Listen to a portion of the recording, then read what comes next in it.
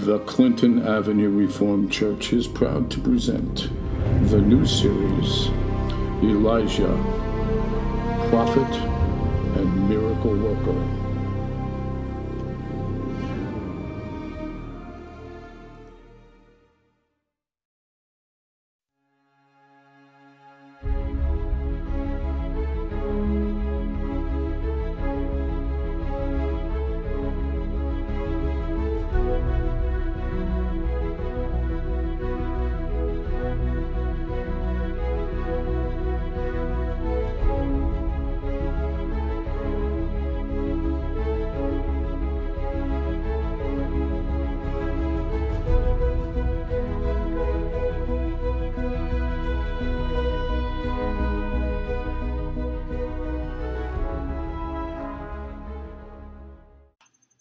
Hello, my friends. Welcome back. I'm Pastor Mark from Clinton Avenue Reformed Church in Bergenfield, New Jersey.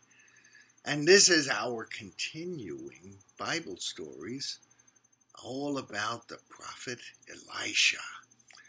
He was a very, very important prophet in ancient Israel. He spoke for God, and to prove he spoke for God, he did many, many wonderful signs and miracles. You know, I was talking to him a little while ago. I asked him what he was going to tell you about today. You know what he told me? He said, I'm going to tell the younglings all about hospitality and the blessings we get from it. Do you know what he's talking about? Hospitality? You know, an old friend of mine from high school, he works in the hospitality industry. Do you know what that means? That means he helps manage big hotels. That's the hospitality industry. It means you bring people in and you take care of them when they're traveling. Well, what does that have to do with a prophet in ancient Israel? Hospitality? I have no idea. But the good news is, Elisha does know. And in just a few minutes, he's going to tell you. Now, I'm going to ask you the same favor I ask you every week. If you are watching this, would you please like it on Facebook? Share it with all your Facebook friends? Maybe even make a comment? Tell us what you like about this and tell us how we can improve a little bit. I'm not going to be happy until every child of every age in the whole world watches our Bible stories. Because our Bible stories are very important. They tell us who we are, who God is, what God expects from us, and how to get God's blessing. So please, do that for me. Whether you're watching on YouTube or you're watching on Facebook, make some comments and tell your friends about it. I would appreciate it. Thank you. Again, I'm Mark Ennis, Pastor Mark, from the Clinton Avenue Reformed Church.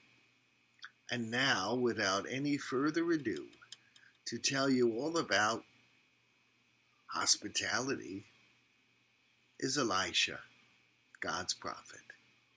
God bless you this week.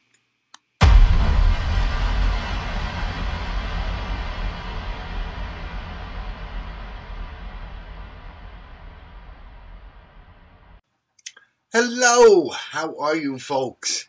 I'm glad you're back to hear the stories of all my adventures.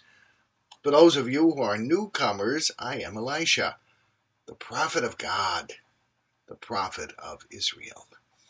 I'm going to tell you a story today about a wonderful woman who was very, very generous and very, very giving.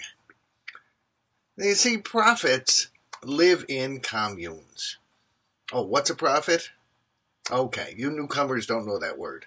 A prophet is someone who God speaks to. And so we can tell people at times what God's message is for them. And sometimes to prove we really do speak for God, well, God gives us the ability to do some amazing things that most people can't do. Well, prophets live in communes in different areas, but some of us, we really don't live in any one place for very long. We travel around, and we depend on the hospitality of the bands of prophets who live in communes and other folks as well. Well, this story is about when I was walking through the land of Shumen. Shumen is a very rural area. And this woman and her husband, they had a fair amount of money. They lived in a very, very nice home. What was that? You had a question? Oh, someone just asked a question. Why is there a stairway behind me? Well, I'll tell you in a few minutes. I used to travel a lot through the town of Shumen. And this lady and her husband, who had some means, they had very, very generous hearts. And whenever they would see me pass by, well, this woman used to come out and take care of me. She would serve me food. She just had a generous heart and realized I didn't have any particular place I was living, and she was very nice. Not only me, but she took care of my servant. His name is Gehazi. Remember how I was the servant of Elijah the prophet? And he taught me all about how to be a prophet? Well, after he went to heaven, and I became the premier prophet of Israel, well, after a while, I decided I needed to train someone else. And so Gehazi became my assistant, and I began teaching him. Well, we'd go through town, and this lady used to take care of us and give us food. And, one day she said, I think this man is a man of God. I don't know how she knew. She must have detected it in me somehow. Maybe it's God's Spirit that's dwelling in me. She said it's not right that he really doesn't have a place to live when he comes here. She said to her husband, why don't we make a bedroom for him? And so up in the attic of the house, they put in stairs up into their attic, and they set up a bed and a little table for me. They gave me a lamp so I could see what I was doing at night and in the morning, getting dressed and when I got ready for bed. And of course, when I'd look at Holy Scriptures. And whenever I was by Shumen, this lady told me, come, stay in the house. My husband and I have a room for you. It was very kind of her. After a while, I sat and thought, she's done so much for me. What does she need? So Gehazi, my servant, brought the woman up to the attic and said, ma'am, you've been so kind to me. What do you want? What do you need? And she said, I really need nothing. I'm fine. God's taking care of me. My neighbors watch out for me. I don't need a thing. But thank you for asking. Wow. What a generous heart she had. Suppose I said to you, what do you want? Would you give me a whole wish list of things you wanted? More toys, better grades, the ability to play sports better. I bet you'd have a whole list. Nope, this lady didn't ask me for a thing. But she gave me a place to stay and fed me. That's what kind of heart that woman has. Oh, I so wanted to do something for her.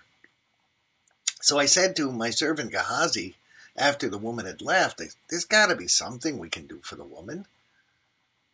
And he said to me, well, she's not asking for anything. But she and her husband have no children. And they're getting older. I doubt they'll ever have children, but they'd probably like children. I bet they'd like a son to give them grandchildren someday and take care of them when they're older. Wow. Yeah, Gehazi, that's probably a good idea. And God told me that could happen. So I sent for the woman again. I said, ma'am, thank you. Thank you for all you do for me. You're going to get blessed by God. 9 months from now, you are going to give birth to a son. You'll be a mama, and your husband will be a papa, and you'll be blessed. She was quite happy about that, and sure enough, 9 months later, there was a new baby in the house. How can we be more like that woman? She never asked for anything. She just cared for God's prophet, and God decided to bless her. Do we spend our time trying to bless others, bless God, and bless God's people? Or do we spend our time trying to get stuff for ourselves? See, if we see people who are hungry, do we try to take care of them? At churches, do you care for those who need help? See, sometimes God's greatest blessings come not because we ask God for them, but because we are so busy taking care of God's people. God decides to give us what we'd really like, even if we've never asked. Maybe that's a good challenge for all of us this week. Don't ask, what do I want? No, ask, what would God like me to do? Who does God want me to take care of? How can I honor God? And then, I bet we'll never have to ask God for what we need. God will simply supply it as we're taking care of others. Well, my friends, that's my lesson for today. The Shunammite woman who cared for me and got a great blessing from it. This is Elisha the prophet, encouraging you to obey God, always do what is right. And I bet God's going to bless you richly. Have a wonderful week. Take care of everyone you meet.